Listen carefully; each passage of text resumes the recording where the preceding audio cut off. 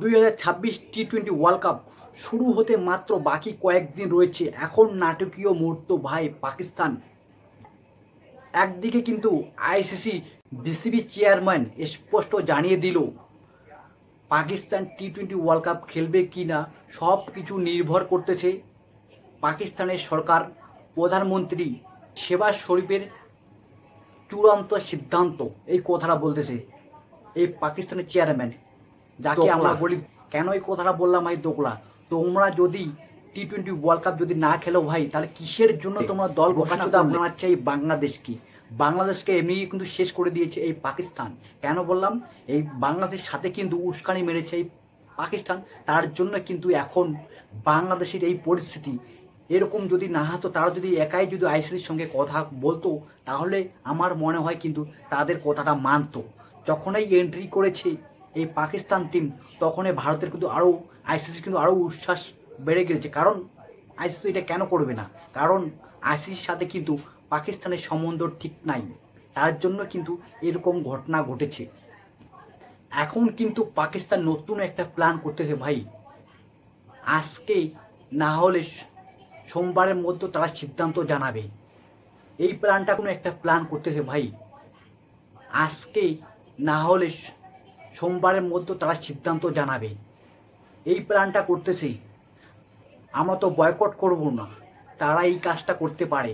ভারতের ম্যাচটা বয়কট করতে পারে। কেন এই কথাটা বললাম? কারণ যদি এই ম্যাচটা বয়কট করে আইসিসির প্রচুর পরিমাণে কিন্তু লোকসান হবে। কারণ ভারত আর পাকিস্তানের ম্যাচে সবচেয়ে বেশি টাকা আয় হয় ভাই। এই লোকসানটা কিন্তু আইসিসির হবে। তার জন্য কিন্তু এই প্ল্যানটা করতেছে পাকিস্তান। তোমাদের যদি দম থাকে ম্যাচটা বাদ দিয়ে টি-20 ওয়ার্ল্ড কাপটা বাদ দিয়ে দেখো তোমাদের কত বড় দম এই পাকিস্তানের। এবং সবগুলো কাজ এগুলো যে করতেছে সবগুলো কিন্তু বাংলাদেশকে দেখাচ্ছে। এরা বলতেছে দেখো তোমার জন্য কত কিছু করতেছি আমরা। এমনিতেই কিন্তু বাংলাদেশের টিম কিন্তু বরবাদ হয়ে গেছে এই পাকিস্তানের জন্য। আমি একটা কথা বলি, তোমরা যদি পাকিস্তান আর ভারতের ম্যাচটা যদি বয়কট করে এই পাকিস্তান টিম, যদি কোনো কারণে ভারত বনাম পাকিস্তান সেমিফাইনাল ম্যাচ হয়, তাহলে পাকিস্তান কি করবে এটা পয়েন্ট আমার।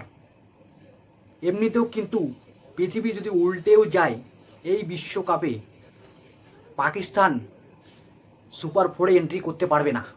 পাকিস্তানের যদি দম থাকে তাহলে ভাই টি-20 ওয়ার্ল্ড কাপ বয়কট করে দেখাও। তারা এই কাজটা করবে না কোনোদিনও ভাই। কী বলবো আর?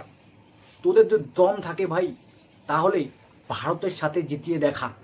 এই পাকিস্তানকে আমি ডাইরেক্ট হুঁশিয়ারি দিতেছি, চ্যালেঞ্জ দিতেছি। এবং পাকিস্তান মিডিয়া এটা বলতেছে, পাকিস্তানের চেয়ারম্যান এই কথা বলতেছে, আমরা যদি জিতি তাহলেই বাংলাদেশকে ডেডিকেট করব। কী আর বলো ভাই? আগে জিতুক তারপর ডেডিকেট করুক।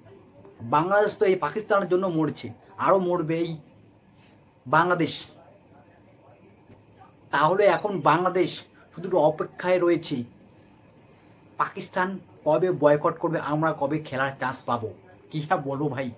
আজকের মতো ভিডিওটা এখানে শেষ করলাম। ভিডিওটা যদি ভালো, অবশ্যই লাইক কমেন্ট শেয়ার করে পাশে থাকবেন। আজকে না হলে কিন্তু সোমবারের মতো ডিসিশন ফাইনাল হবে পাকিস্তান খেলবে কি না, এরকম একটা খবর আসতেছে।